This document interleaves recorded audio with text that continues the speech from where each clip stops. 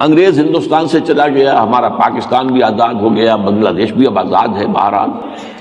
اور بھی مختلف ممالک سے انگریز جو ہے مصر سے بھی چلا گیا، عراق سے بھی چلا گیا،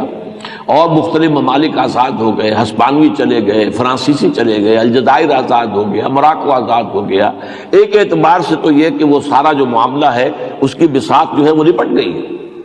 لیکن ایک تو اس اعتبار سے بھی یہ دور جاری ہے کہ ہم ابھی غلام ہیں، علمی طور پر غلام، ٹیکنیکل اعتبار سے غلام، ذہنی اعتبار سے غلام، تمدنی اعتبار سے غلام، وہ غلامی جاری ہے۔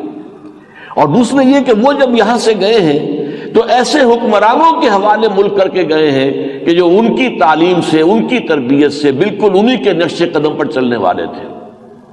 یہ ان کا ذہن تھا، وہی ان کی سوچ تھی، وہی ان کی تہذیب تھی، وہی ان کا اٹھنا بیٹھنا رہن سہن تھا۔ یہ پورے عالم اسلام میں حکومتیں انہی کی بنی ہیں۔